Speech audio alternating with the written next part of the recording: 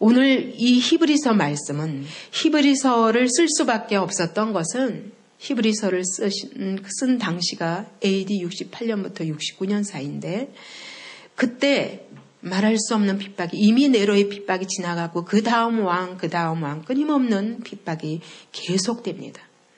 이 히브리서는 헬라어로 말하면 히브리인들에게 하는 제목이에요. 그러니까 히브리인들로서 예수를 믿게 된 개종한 유대인들에게 보낸 편지입니다.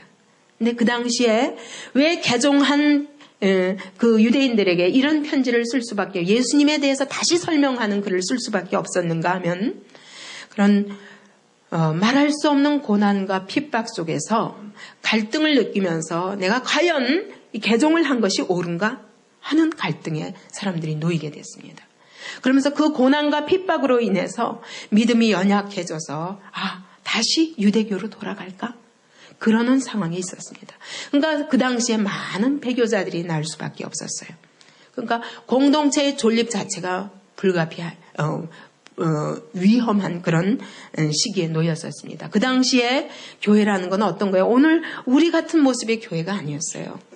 정말 카타콤이라는 동굴, 지하 동굴로 숨어 들어가서 먹을 것도 없이 굶주리면서 거기서 모여서 아무도 모르게 예배를 드리다 거기다가 한번 로마 군병이나 누구한테 들켜서 거기가 그 예배 장소가 들켜지기만 하면 다 같이 잡혀가서 원형 경기장에서 맹수의 밥이 되기도 하고 십자가에 못 박혀 죽기도 하면서 순교를 당했습니다.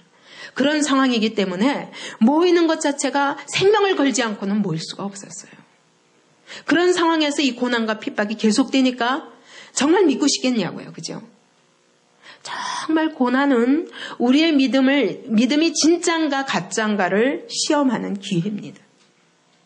그 고난을 통해서 우리의 믿음이 가짜가 진짜가 되든지 아니면 가짜는 나가 자빠지고 거기서 믿는 것을 포기하든지 하게 되는 상황이 벌어질 수밖에 없어요. 그러니까 이 당시에 많은 배교자들이 있었습니다. 그리고 배교자들이 자기가 배교하면 자기 혼자 안 믿는 것으로 끝나는 게 아니에요. 그러면 배교하고 나서는 우리 원래 예배 드리던 장소가 어디냐? 그러면 다 불어요. 그럼 그 사람들 다 잡혀가야 돼요.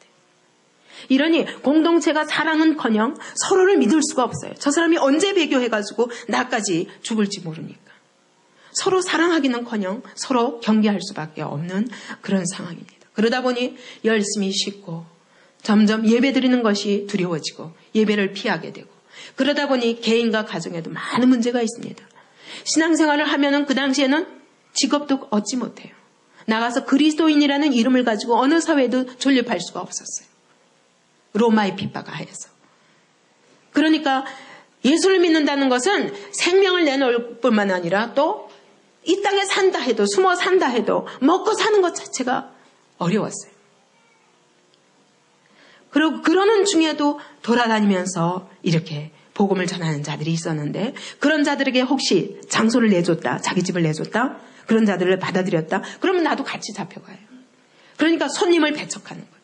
여기 나중에 히브리서 12장 13장으로 보면은 정말 손님 대접하기를 게을리하지 말라 하는 것이 그때 손님은 그냥 손님이 아니에요.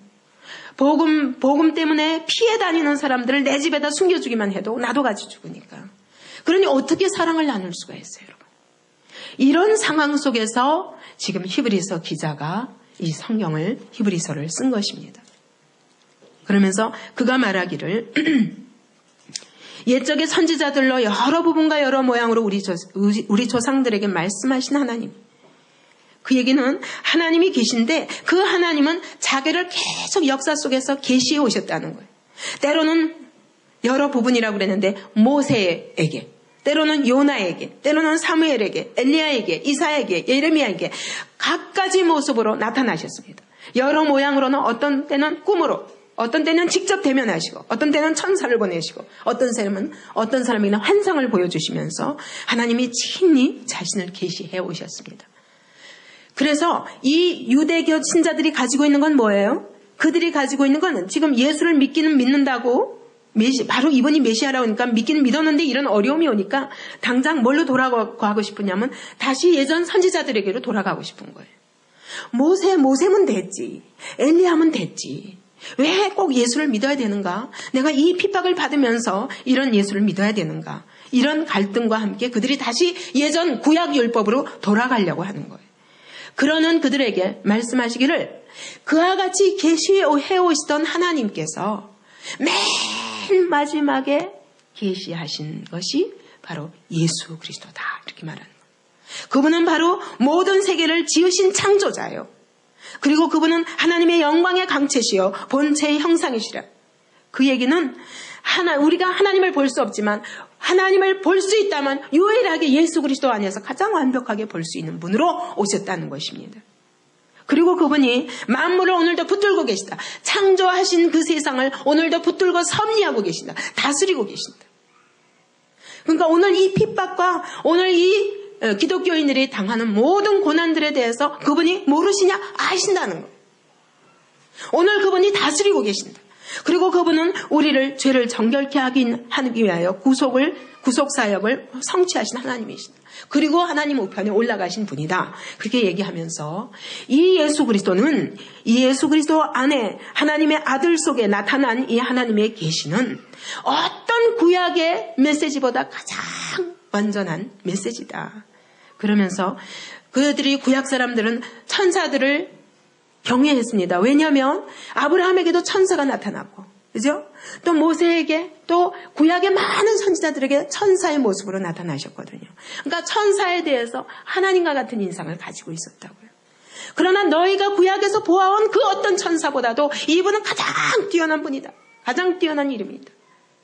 천사하고 비교할 수 없다. 왜? 천사가 오히려 이분에게 경배해야 할 자예요. 천사는 우리의 구원을 이루라고 하나님이 심부름꾼으로 사용하시지만 그러나 이분은 이 세상을 지으시고 그리고 그분이 왕으로 하나님 보좌 우편에 올라가셔서 영원한 위를 가지고 이 세상을 통치하시는 왕 중의 왕이시란다. 그분이 세우시는 나라는 영원한 나라다. 천사하고 비교할 수 없다는 거예요. 하나님께서 어떻게 우리를 사랑하시길래 여기 2장 6절에 보면 도무지 사람이 무엇이간데 이와 같은 완전하신 하나님의 아들을 우리에게 보내사 그분을 천사보다 잠깐 못한 자리까지 두셨어요. 그죠? 그 구약 사람들이 생각할 적에는 천사는 하나님과 같은 분이라고 생각했지만 예수 그리스도는 십자가에 못 박혀 죽으셨잖아요. 과연 이분이 천사보다 더 존귀한 분인가 의심했죠. 그러나 그분이 그와 같이 잠깐 천사보다 못하게 되신 것은 9절에 죽음의 고난을 받으심을 인하여 영광과 존귀로 간을 씻으신 예수를 보니 이분은 바로 모든 사람을 위하여 죽음을 맛보기 위해서 그분은 그와 같이 잠시 천사보다 못한 자리에 들어가셨고 많은 아들들을 이끌어서 우리를 많은 아들로 이끌어서 그의 영광에 같이 들어가게 하시기 위하여 그분이 이와 같이 잠시 죽으셨고 그 죽으심으로 인하여 14절에 보면 마귀를 없이 하셨으며 그 다음에 17절에 보면 모든 백성의 죄를 구속하기 위하여 충성된 대제사장으로 죽으신 것이다. 이 예수 그리스도 안에 2장 3절에 보면 우리가 이같이 큰 구원을 등한히 여기면 어찌 피하랴. 그 얘기는 구약에 나타난 여러 가지 율법을 통해서 천사들을 통해서 하나님이 나타내 주신 계시와 전혀 비교할 수 없는 큰 구원이 예수 그리스도 안에 있다는 거예요. 하나님이 많은 선지자들을 통해서 계시해 오셨는데 맨 마지막에 아들을 통해서 계시하신 내용이 한마디로 뭐냐? 큰 구원이라는 큰 구원.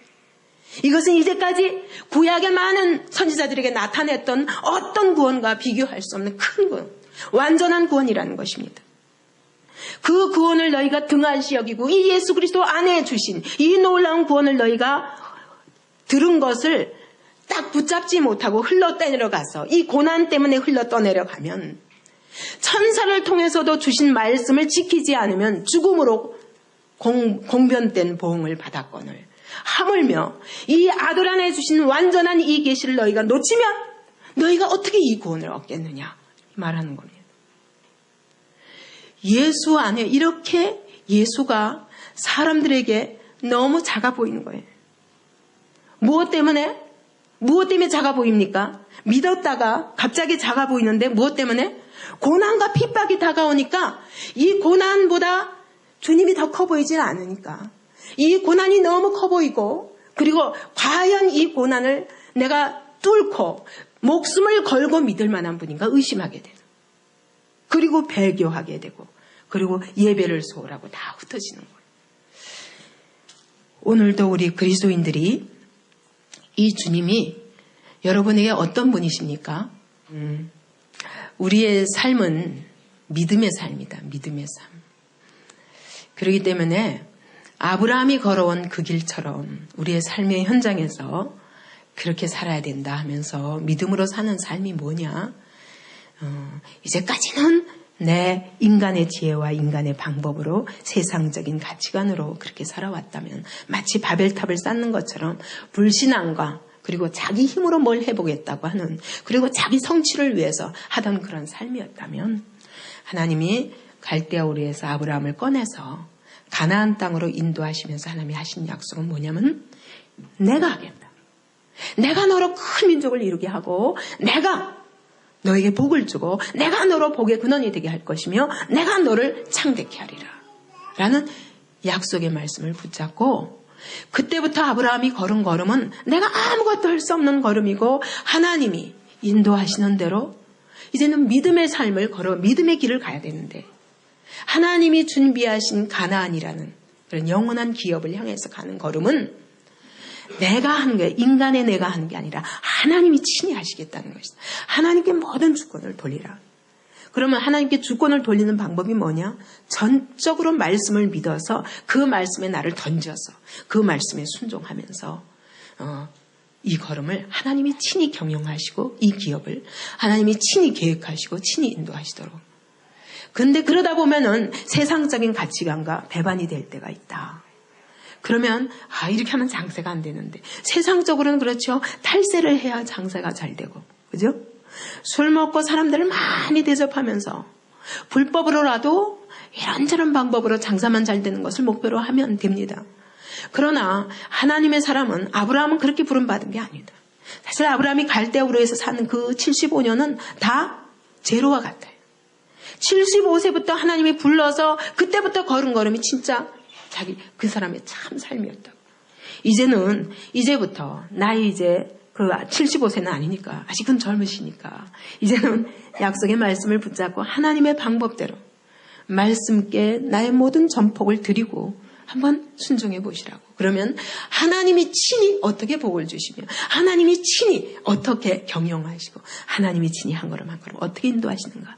그때 세상에 아브라함과 함께 하시는 하나님을 세상이 봤던 것처럼 그리고 다니엘이 세상 한가운데서 바벨론 한가운데서 뜻을 정하여서 하나님의 법대로 살기 위해서 왕의 진미를 거절하고 느부갓네살 왕이 시키는 대로 하지 않고 하루에 3번 예루살렘 창을 향하여 기도하고 그러다 사자굴까지 던져줘도 그것은 하나님의 능력을 체험하는 기회다. 그러니까 그렇게 하나님 앞에 뜻을 정해서 세상에 살다 보면 결국은 하나님이 승리하게 하신다. 하나님의 영광을 위해서.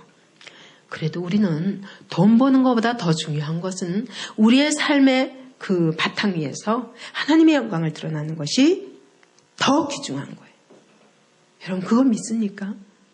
내가 세상에서 성공하는 것보다 더 중요한 것은 내가 있는 그 자리에 하나님의 영광이 드러나는 것이 더 중요합니다. 저는 모든 기업인이든 직장 생활을 하든 아니면 가정에서 생활을 하든 간에 내가 선 그 자리에서 하나님의 말씀에 순종하면서 살 때에 하나님이 친히 내가 네게 복을 주어 내가 너로 창답케 하고 내가 너로 큰 민족을 이루게 하리라. 천하 만민이 너를 통해서 복을 얻게 하리라. 이 약속을 붙잡고 하나님께 전폭적으로 드릴 때 하나님이 어떻게 하시는가 한번 던져보라고요. 그러면 내가 있는 자리에서 한 걸음 한 걸음 하나님이 하시는 일들을 경험하게 됩니다. 그러면서 세상이 내 안에서 역사하시는 하나님을 보게 되거든. 이게 그리스도인의 사명이에요. 하나님이 그럴 때 어떻게 복을 주시는가 한번 보시라고. 네, 지금 히브리서 기자는 이렇게 얘기하는 겁니다. 하나님이 마지막으로 아들을 통해서 가장 큰 구원을 우리에게 제시하셨는데 놓치지 말라고. 고난과 핍박이 무슨 소용이냐? 그거하고 비교할 수 없는 것이다. 뒤로 물러가지 마라. 침륜에 빠지지 마라.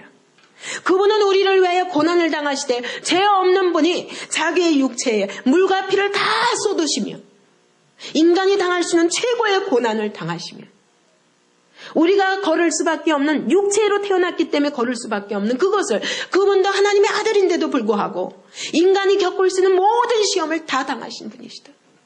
그러므로 그분은 너희의 모든 시험을 능히 도울 수 있느니라. 그것이 바로 2장의 이야기예요. 그분을 의뢰하라는 거예요. 너희의 죄를 구속하기 위하여 너희의 그 모든 시험에서 너희를 건지기 위하여 너희를 붙잡고 있고 너희를 가로막고 있는 그 마귀를 없이 하기 위하여 그분이 인간이 당할 수 있는 최고의 고난을 당하셨다. 그러므로 그분은 너희의 모든 시험을 도울 수 있는 분이니라. 천사의 말을 듣고도 천사의 그 율법을 지키지 않는 자도 죽음을 피할 수 없었다면은 이 가장 큰 예수 그리스도 하나님의 아들을 통해서 나타내신 그 구원을 너희가 붙잡지 못하면 너희는 이제까지 붙잡아온 모든 것들이 다 헛되게 될 수밖에 없다 하면서 대제사장이신 예수를 깊이 생각하라. 3장 1절에 보면 그분을 너희가 깊이 생각하지 않으면 흘러떠내려갈 수 있다. 왜? 이 고난 때문에 피하기 위해서 그냥 슬쩍 넘어가다가 다 놓쳐버릴 수 있다는 거예요. 너희가 이 예수 그리스도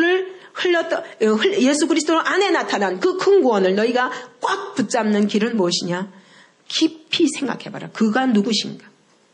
그분은 하나님이 친히 보내신 자다. 그렇지. 모세도 하나님이 친히 보내셨지. 그러나 모세를 보내신 것은 모세는 그 하나님의 집에 사환으로 보내졌다면 이 예수 그리스도는 하나님의 집을 맡은 아들이고 집 주인이다. 그러면서 이 모세와 비교할 수 없는 그런 충성된 하나님의 종이다. 그를 통해서 하나님은 그 아들에게 모든 상속을 다 주지 않았겠느냐. 종에게는 모세에게는 그 상속권이 없지만 하나님의 아들이신 예수 안에는 모든 상속이 다 하나님의 모든 온갖 그 구원과 축복이 그 안에 다 있다. 모세는 하나님의 백성들을 약속의 땅으로 인도하지 못했지 않느냐? 그러나 그 아들 예수 그리스도는 바로 너희를 완전한 구원에 인도하신 분이다. 그분을 놓치지 마라. 어떤 고난과 핍박과 어떤 어려움이 올지라도 너희가 여기서 떠내려가지 말라고 말씀합니다.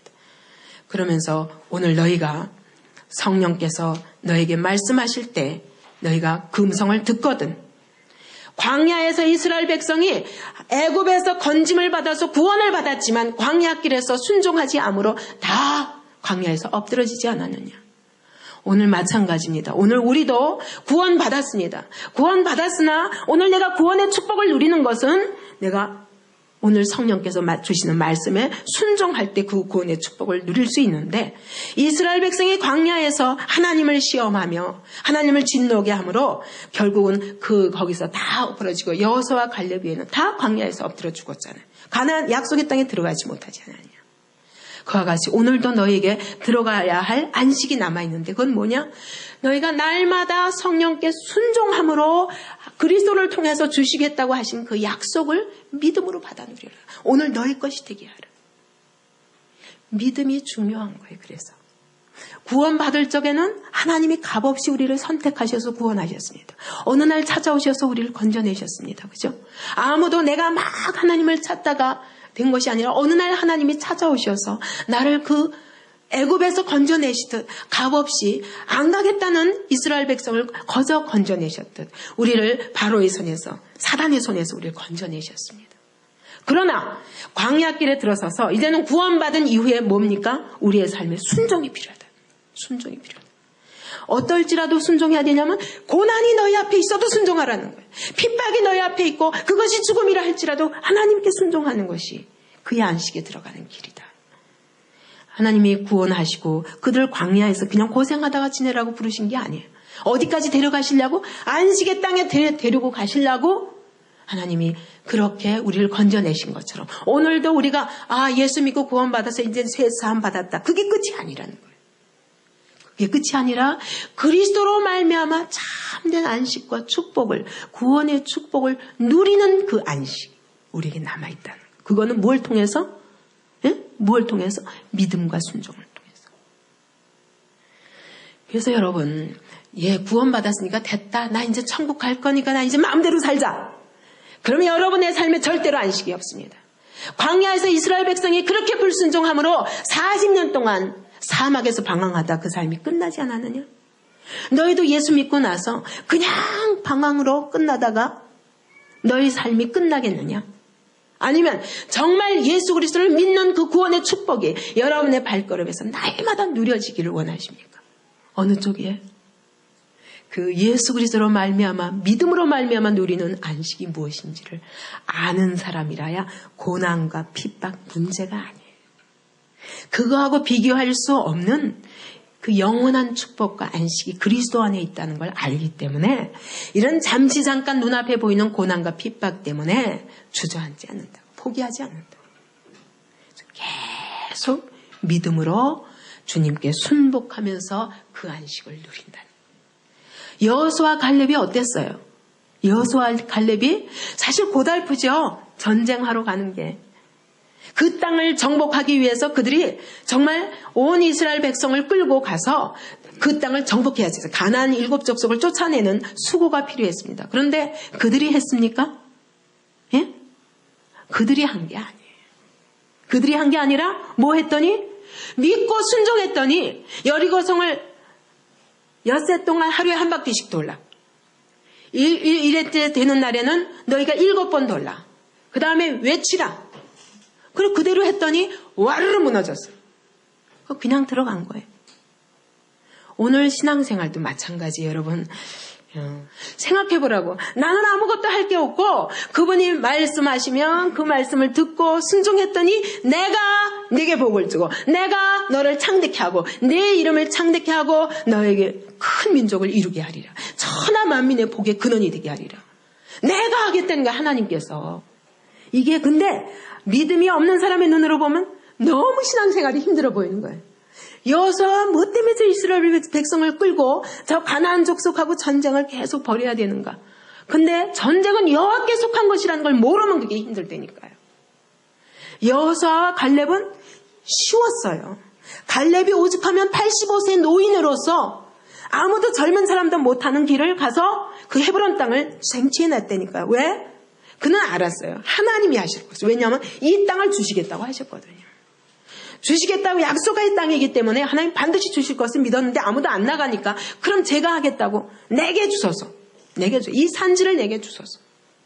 그리고 나아갔을 때 하나님이 그냥 주시는 거예요. 여러분 믿음의 삶은 결단코 어려운 길이 아닙니다. 어려운 길이라면 안식이라고 말하겠습니까? 에? 안식의 땅이라고 말하겠습니까? 아니에요. 정말 믿기만 하면 주님이 쉬게 하시고 주님이 그 모든 것을 친히 주십니다. 그래서 마태복음 11장 28절 29절 보십시다. 수고하고 무거운 짐진 자들아 다 내게로 오라. 내가 너희를 쉬게 하리라. 나는 마음이 온유하고 겸손하니 나의 멍에를 메고 내게 배우라. 그러면 너희 마음이 쉼을 얻으리니. 여기 이는 내 멍에는 쉽고 내 짐은 가벼움이라. 여기 두 가지 쉰다는 말이 나옵니다. 첫째는 28절에 내가 너희를 쉬게 하리라.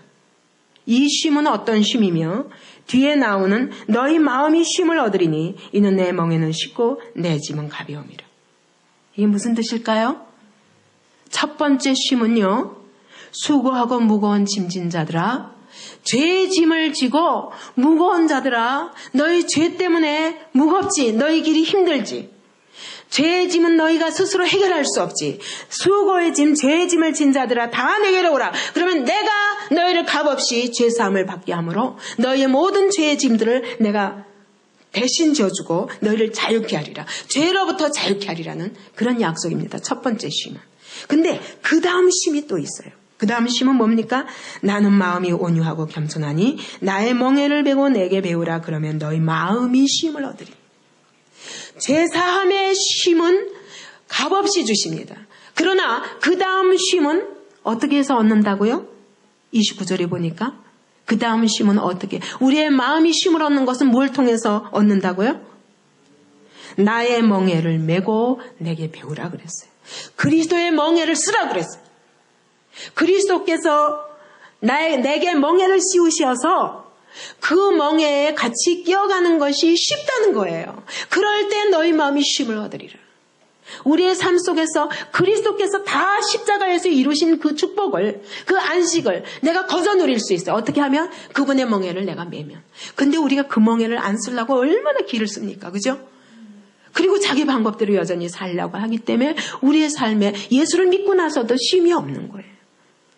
여러분 정말 쉼이 있습니까? 여러분이 어떤 고난 속에서도 주님을 감사하고 찬양할 수 있습니까? 이런 쉼이에요. 왜? 어떻게 하면 되냐면 주님의 멍에를 같이 쓰면 돼요. 내 멍에는 쉽고 내 짐은 가볍다 그랬어요. 우리가 예수를 믿고 예수께 순종하는 길이 어려워 보이죠? 절대로 어려운 길이 아니라는 거예요. 쉬운 길이라는 거예요. 주님의 멍에를 쓰기 바랍니다. 그럴 때 우리의 삶에, 우리의 마음에 참된 안식을 누리며 이 땅에서 정말 구원의 축복과 안식을 누리며 살 수 있다고요. 이게 히브리서 얘기입니다. 너희가 왜 침륜에 빠지느냐? 너희가 예수 안에 있는 그 구원의 축복이 얼마나 큰 것인지를 알지 못하는구나.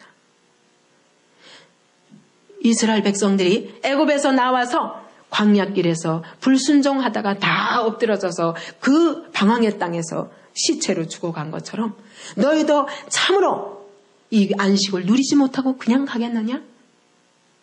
고난 두려워하지 말라. 핍박 두려워하지 말라.